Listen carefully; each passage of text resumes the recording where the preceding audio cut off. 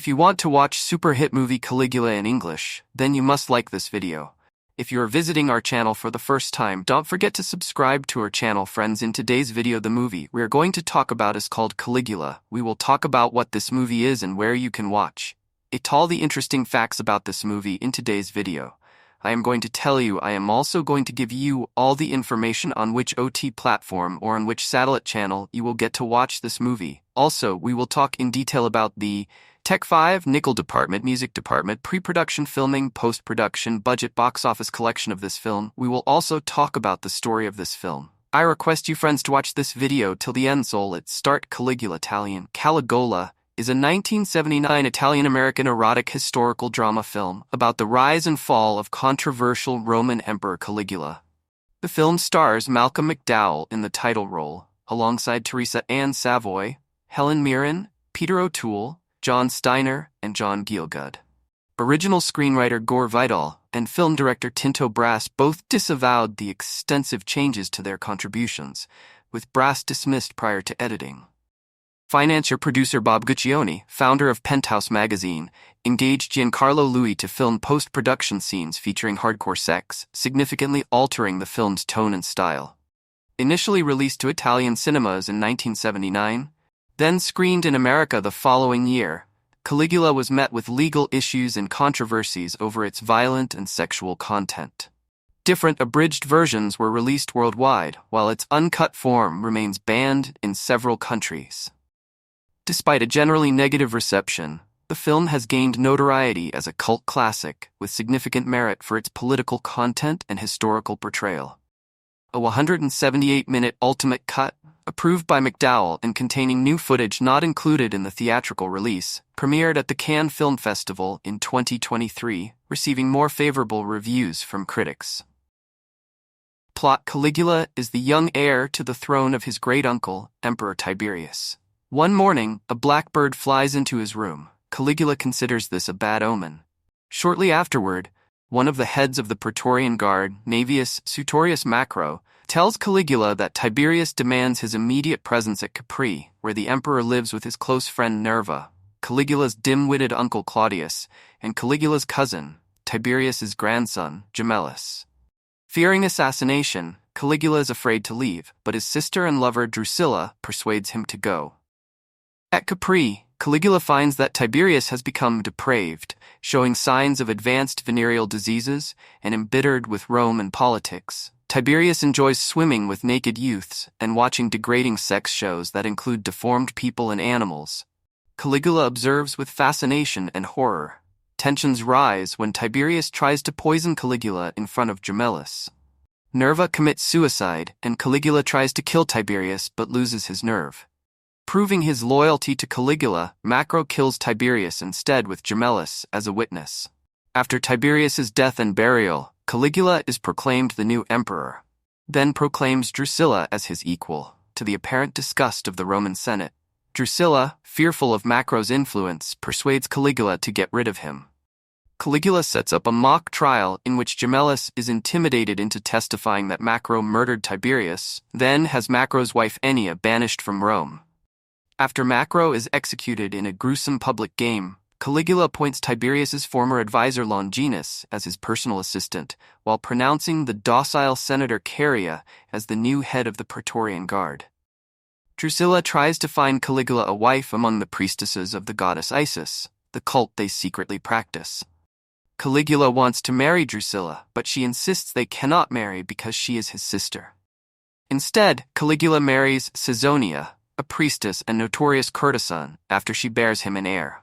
Drusilla reluctantly supports their marriage. Meanwhile, despite Caligula's popularity with the masses, the Senate expresses disapproval for what initially seemed to be light eccentricities. Darker aspects of Caligula's personality emerge when he brutally rapes a virgin bride and her husband on their wedding day in a minor fit of jealousy and orders Gemellus's execution to provoke a reaction from Drusilla. After discovering that Caesonia is pregnant, Caligula develops a severe fever. Drusilla nurses him back to health. Just as he fully recovers, Caesonia bears him a daughter, Julia Drusilla. During the celebration, Drusilla collapses with the same fever he had had. Soon afterward, Caligula receives another ill omen in the form of a blackbird. Despite his praying to Isis out of desperation, Drusilla dies from her fever. Initially unable to accept her death, Caligula has a nervous breakdown and rampages through the palace, destroying a statue of Isis while clutching Drusilla's body. Now in a deep depression, Caligula walks the Roman streets disguised as a beggar. He causes a disturbance after watching an amateur performance, mocking his relationship with Drusilla. After a brief stay in a city gaol, Caligula proclaims himself a god and becomes determined to destroy the senatorial class, which he has come to loathe. The new reign he leads becomes a series of humiliations against the foundations of Rome. Senators' wives are forced to work in the service of the state as prostitutes. Estates are confiscated, the old religion is desecrated, and the army is made to embark on a mock invasion of Britain. Unable to further tolerate his actions, Longinus conspires with Caria to assassinate Caligula. Caligula enters his bedroom, where a nervous Caesonia awaits him. Another blackbird appears, but only Caesonia is frightened of it. The next morning, after rehearsing an Egyptian play, Caligula and his family are attacked in a coup headed by Chaerea. Caesonia and Julia are murdered, and Caria stabs Caligula in the stomach. With his final breath, the emperor defiantly whimpers, "I live!" as Caligula and his family's bodies are thrown down the stadium steps and their blood is washed off the marble floor. Claudius witnesses the entire ordeal and is horrified even after being proclaimed emperor by the Praetorian Guard. Cast: Malcolm McDowell as Caligula, Teresa Ann Savoy as Drusilla, Guido Mannari as Macro, Patrick Allen as Macro, English dub. Uncredited 1. John Gielgud as Nerva, Peter O'Toole as Tiberius, Giancarlo Badessi as Claudius, Bruno Breve as Gemellus, Adriana Asti as Ennio Leopoldo Trieste as Charicles, Paolo Bonicelli as Cassius Chaerea, Joss Ackland as Cassius Chaerea, English dub voice, uncredited. John Steiner as Longinus, Morella D'Angelo as Livilla, Helen Mirren as Caesonia, Richard Peretz as Nestor, Paula Michel as Sabura Singer, Osiride Peverello as Giant, Donato Placido as Pulis, Annika Di Lorenzo as Messalina, Lori Wagneris, Agrippina Valerie Ray Clark as Imperial Brothel Worker, Suzanne Saxonis Imperial Brothel Worker, Jane Hargrave as Imperial Brothel Worker, Carolyn Patsis as Imperial Brothel Worker, Bonnie D. Wilson as Imperial Brothel Worker. Production development: Themans magazine Penthouse had long been involved in film funding, helping invest in films made by other studios, including Chinatown, The Longest Yard, and The Day of the Locust, but it had never produced a film on its own. The magazine's founder, Bob Guccione, wanted to produce an explicit adult film within a feature film narrative that had high production values. He decided to produce a film about the rise and fall of the Roman Emperor Caligula. 16. Development began under producer Franco Rossellini, the nephew of filmmaker Roberto Rossellini. A screenplay was written by Lina Wertmüller, but Guccione rejected Wertmüller's script and paid Gore Vidal to write a new screenplay. Vidal's script had a strong focus on homosexuality, leading Guccione to demand rewrites, which toned down the gay content for wider audience appeal. Guccione was concerned that Vidal's script contained several gay sex scenes and only one scene of heterosexual sex, which was between Caligula and his sister Drusilla. Vidal was paid $200,000 for his screenplay, titled Gore Vidal's Caligula. Elaborate sets were built by production designer Danilo Donati, who also designed the film's costumes, jewelry, hairstyles, wigs, and makeup. Several mainstream actors were cast. Guccione, intending to make a film that he felt, like Citizen Kane, would be a landmark in cinematic history, Guccione offered directing duties to John Huston and Lina Wertmüller, both of whom rejected the film. After viewing scenes from the film Salon Kitty, Guccione agreed to have lunch with that film's director, Tinto Brass, believing Brass would be the ideal person to direct Caligula. Brass had a reputation for being difficult to deal with on film sets, but Guccione thought the film's epic scope would keep Brass in line, and that Brass understood the concept of the film enough to direct it. Brass described Vidal's screenplay as the work of an aging arteriosclerotic, and agreed to direct only if he was allowed to rewrite Vidal's screenplay. Brass's screenplay expanded the sexual content to include orgies, decorative phalluses, and much female nudity. Guccione said Brass's rewrites were done out of necessity to the film's visual narrative and did not alter the dialogue or content. In an interview for Time magazine, Vidal said that in film production, directors were parasites, and a film's author was its screenwriter. In response, Brass demanded Vidal's removal from the set, and Guccione agreed. Guccione considered the film to be a collective effort, involving the input of a great number of artists and craftsmen, and the director to be the leader of a team effort. Vidal filed a contractual dispute over the film because of Brass's rewrites. Guccione said Vidal had demanded 10% of the film's profits, which Vidal said was not the case. Vidal distanced himself from the production, calling Brass a megalomaniac. Brass publicly stated, "If I ever really get mad at Gore Vidal, I'll publish his script." Vidal's name was removed from the film's title. The credits were changed to state that the film was adapted from a screenplay by Gore Vidal, crediting no official screenwriter. Guccione said, "Gore's work was basically done, and Tinto's work was about to begin." Themes. The film's primary theme is absolute power corrupts absolutely. Vidal's script presented Caligula as a good man driven to madness by absolute power. Brass's screenplay envisioned Caligula as a born monster. In the Encyclopedia of Epic Films, author Joymi Baker describes Brass's screenplay as an anti-epic with an anti-hero, on a path of self-inflicted, anti-social descent. Guccione said this final draft was more violent than sexual, stating, "I maintain the film is actually anti-erotic. In every one of its scenes you'll find a mixture of gore or violence or some other rather ugly things." Casting Orson Welles was initially offered $1 million to star as Tiberius, a figure which would have been his highest ever salary, but he refused on moral grounds when he read the script. Gore Vidal expressed disbelief that this could have ever been the case, as he felt that Welles could not have portrayed Tiberius, but then recalled Kenneth Tynan remarking to him at the time that Welles was upset by the script. Renowned actors who did accept roles in the film included Malcolm McDowell, Helen Mirren, Peter O'Toole, and Sir John Gielgud, with Maria Schneider cast as Caligula's doomed sister Drusilla.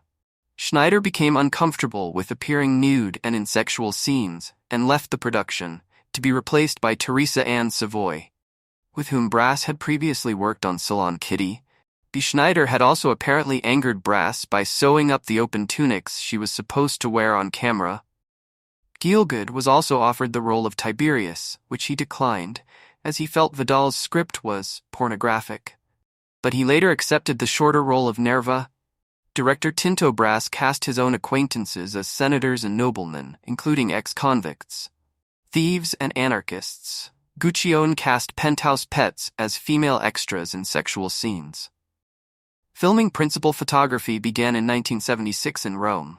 McDowell got along well with Tinto Brass, while Peter O'Toole immediately disliked the director. John Gielgud and Helen Mirren were indifferent to Brass. They ultimately trusted his direction and focused on their own performances. O'Toole had stopped drinking alcohol before filming, but Guccione described O'Toole as being strung out on something, and said the actor was not sober during the entire filming schedule. Guccione later complained about McDowell's behavior, calling the actor shallow and stingy. According to Guccione, during the film's production, McDowell took members of the production to dinner at an expensive restaurant to celebrate England's win in a football match against the Italian team, and left the choreographer to pay for the meal, saying he had forgotten to bring enough money. 15. Also, according to Guccione, at the end of the production, McDowell gave his dresser a pendant bearing her name, but it was misspelled, and she gave it back to him. McDowell offered her a signet ring, a prop from the film. She refused because it belonged to the production company. Brass decided not to focus much on Danilo Donati's elaborate sets, and intentionally kept the penthouse pets in the background during sex scenes, sometimes not filming them at all. Guccione later said that Brass, apparently as a joke, would focus on fat, ugly, and wrinkled old women, and have them play the sensual parts intended for the penthouse pets. Brass and Guccione disagreed about the film's approach to sexual content. Guccione preferred unsimulated sexual content that Brass did not want to film.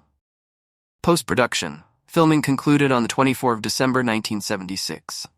Guccione said Brass shot enough film to make the original version of Ben-Hur about 50 times over.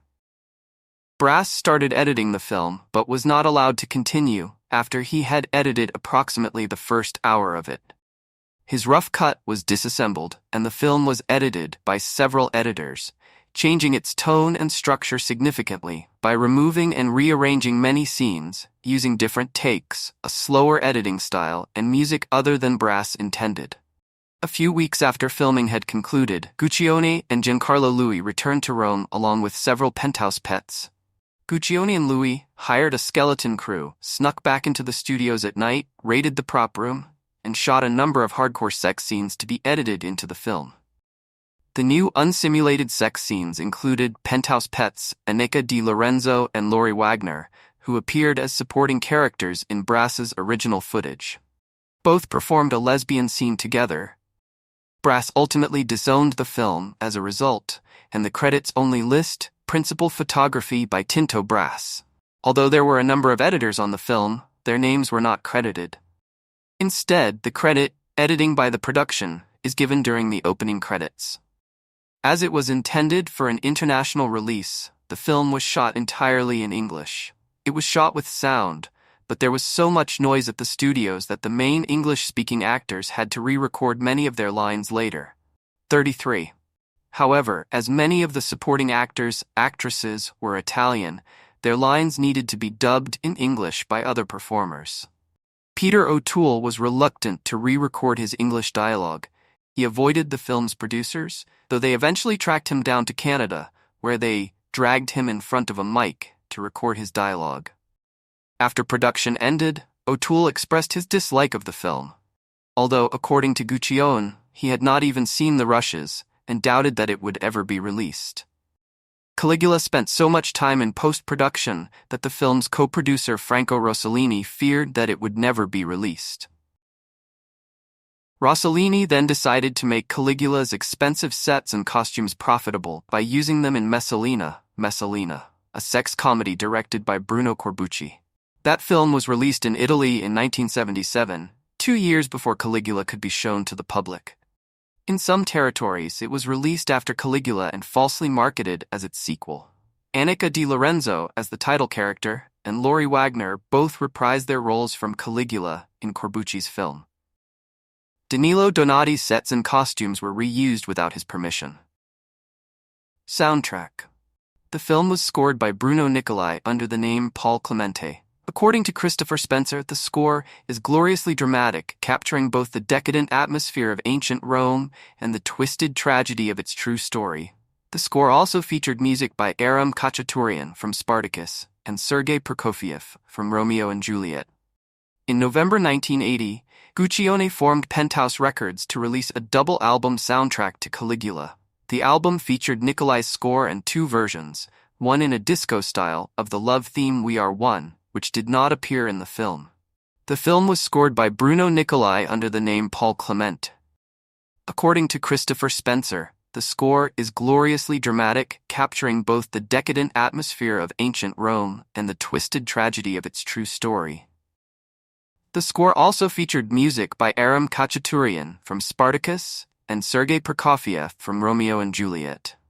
In November 1980, Guccione formed Penthouse Records to release a double album soundtrack to Caligula. The album featured Nicolai's score and 2 versions, one in a disco style of the love theme We Are One, which did not appear in the film. Release an edited version of the film had a limited run in a small town near Forlì, Italy, before opening in Rome on Sunday, November 11, 1979. In Rome, it was the highest-grossing film of the weekend, with a gross of $59,950, equivalent to $251,670 in 2023, from 6 theaters. The film was confiscated by Italian police on November 15, with the Pubblico Ministero calling many scenes in the film flagrantly obscene. In the United States, Guccione refused to submit Caligula to the MPAA because he did not want the film to receive a rating, even X, which he considered to be demeaning. Instead, Guccione applied his own mature audience's rating to the film, instructing theater owners not to admit anyone under the age of 18. The film premiered in the United States on the 1st of February 1980 at the Trans Lux East Theater, which Guccione had rented exclusively to screen the film. He changed the theater's name to Penthouse East, Rather than leasing prints to exhibitors, the distributor rented theaters that specialized in foreign and art films for the purpose of screening Caligula exclusively in order to keep the film out of theaters that showed pornographic films. In 1981, the Brazilian Board of Censors approved the establishment of special theaters to screen Mace in the realm of the senses and Caligula because they were international box office hits. Caligula grossed $23 million, equivalent to $85.1 million in 2023 at the box office. The film was a financial success in France, Germany, Switzerland, Belgium, the Netherlands, and Japan. A 105-minute R-rated version, without the explicit sexual material, was released in 1981. The script was adapted as a novelization by William Johnston using the pseudonym William Howard. Legal problems. In 1979, when Guccione tried to import the film's footage into the U.S., customs officials seized it. Federal officials did not declare the film to be obscene. When the film was released in New York City, the anti-pornography organization Morality in Media unsuccessfully filed a lawsuit against these federal officials. In Boston, authorities seized the film. Penthouse took legal action, partly because Guccione thought the legal challenges and moral controversies would provide the kind of marketing coverage money can never buy.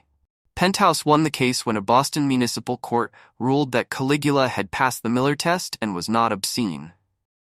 While the Boston judge said the film lacked artistic and scientific value because of its depiction of sex and considered it to appeal to prurient interests, he said the film's depiction of ancient Rome contained political values which enabled it to pass the Miller test in its depiction of corruption in ancient Rome, which dramatized the political theme that absolute power corrupts absolutely. A Madison, Wisconsin district attorney declined an anti-pornography crusader's request to prevent the release of Caligula on the basis that the most offensive portions of the film are those explicitly depicting violent and not sexual conduct, which is not in any way prohibited by the criminal law. Atlanta prosecutors threatened legal action if the film was to be screened in the city, but experts testified in court on behalf of the film, and Atlanta, too, declared that the film was not obscene.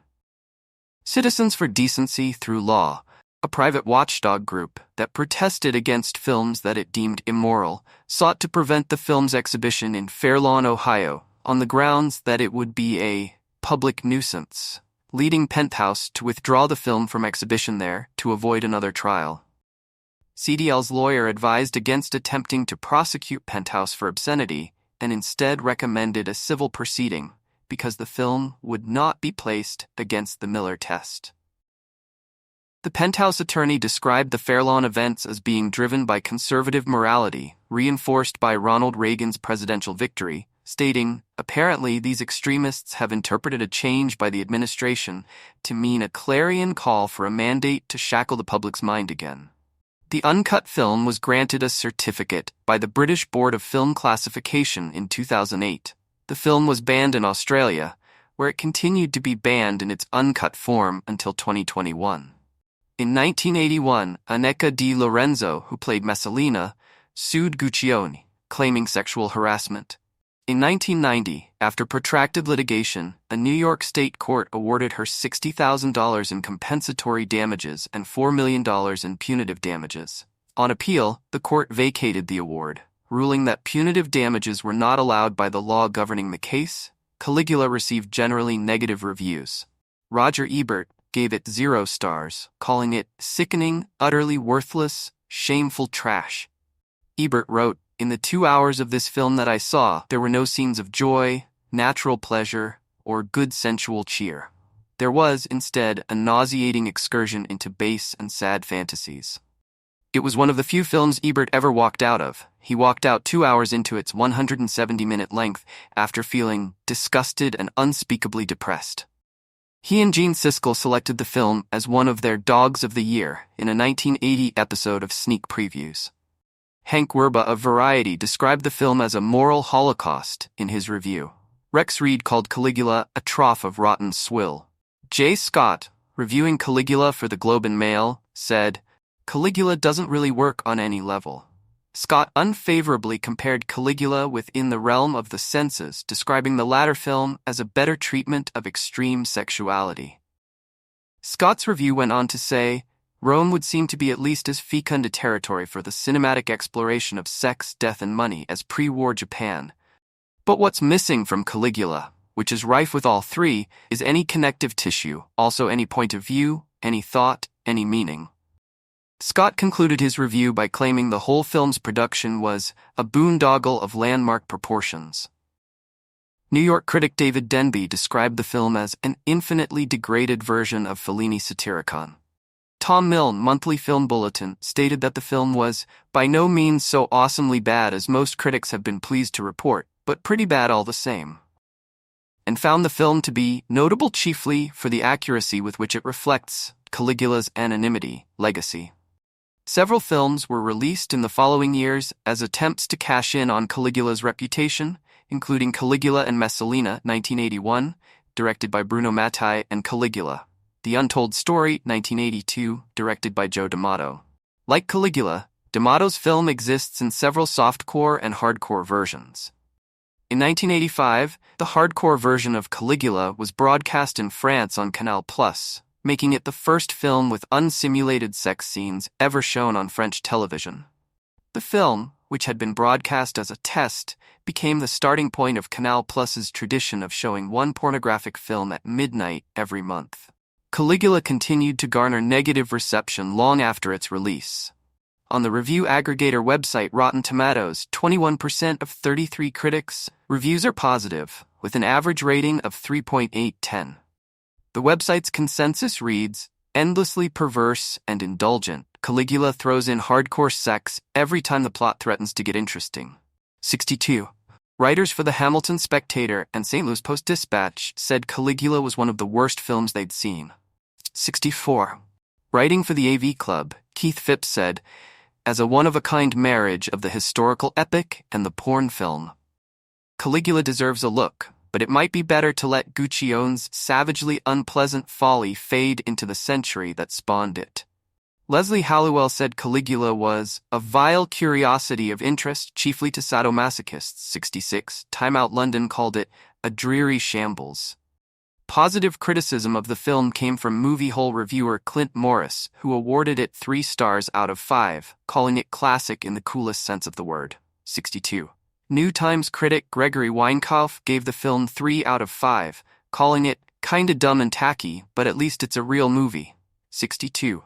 Arkansas Democrat Gazette reviewer Philip Martin also gave the film 3 out of 5. Retrospective recognition. Caligula has been described as a cult classic by William Hawes in a book about the film. Helen Mirren has defended her involvement in the making of Caligula, and even described the final product of the film as an irresistible mix of art and genitals. In 2005, artist Francesco Vizzoli produced a fake trailer for an alleged remake called Gore Vidal's Caligula as a promotion for Versace's new line of accessories. The fake trailer featured Mirren as the Empress Tiberius, Gerard Butler as Caria, Mila Jovovich as Drusilla, Courtney Love as Caligula, and Karen Black as Agrippina the Elder, and an introduction by Gore Vidal. It was screened worldwide, including New York City's Whitney Museum of American Art's 2006 Whitney Biennial. Leonardo DiCaprio has cited Caligula as an influence on his performance as Jordan Belfort in The Wolf of Wall Street. Francis Ford Coppola's film Megalopolis has been compared to Caligula. Reconstruction attempts. Caligula was released on DVD and Blu-ray in an Imperial edition in 2007, with the unrated theatrical release version and a new version featuring alternative sequencing from the original theatrical release, and without the explicit sexual content shot by Guccione, marking the first attempt to reconstruct the film into a version closer to Brass's intentions. The reconstruction also includes audio commentaries featuring Malcolm McDowell and Helen Mirren, alongside interviews with the cast and crew. Penthouse announced in February 2018 that a new cut of the film was being edited by Alexander Tuschinski, using 85 minutes of Brass's original work print, while editing the remainder of the film himself. Brass's family expressed support for Tuschinski's effort, which seeks to realize Brass's original vision for the film. Tyszynski released the documentary short Mission Caligula, exploring his research on Caligula, the process of reconstructing Brass's vision, and Penthouse CEO Kelly Holland backing the project. Producer Thomas Negovan announced a different reconstruction of the film in 2020, seeking to more closely follow Gore Vidal's original screenplay, rather than the visions of either Brass or Guccione. Consisting of previously unreleased material, this 178-minute ultimate cut premiered at the 2023 Cannes Film Festival. Brass responded by taking legal action against Penthouse Films, saying, "After numerous and fruitless negotiations that have followed over the years, first with the Penthouse and then with other unclear individuals, to edit the material that I shot and which had been found in the Penthouse archives, a version has been created on which I did not take part, and which I am convinced will not reflect my artistic vision. The Cannes audience will therefore be misled by the arbitrary use of my name." McDowell responded positively to this version, writing on Instagram, "Because of the brilliant work of Thomas Negovan, one of my best performances has finally come to light after 47 years." In April 2024, Drafthouse Films acquired the ultimate cut for North American distribution, planning to release it theatrically in August 2024, followed by a streaming and 4K UHD Blu-ray release, the latter of which will feature new interviews with McDowell and Negovan. The ultimate cut received generally positive reviews from critics. On the review aggregator website Rotten Tomatoes, 65% of 34 critics' reviews are positive, with an average rating of 6.7/10. Metacritic, which uses a weighted average, assigned the film a score of 63 out of 100, based on 5 critics, indicating generally favorable reviews. So guys, this is the review of Caligula movie and some information about it. How do you like our today's video? Please let us know by commenting, and if you like this video, please like it, share it, and don't forget to subscribe to our channel. Thanks for watching.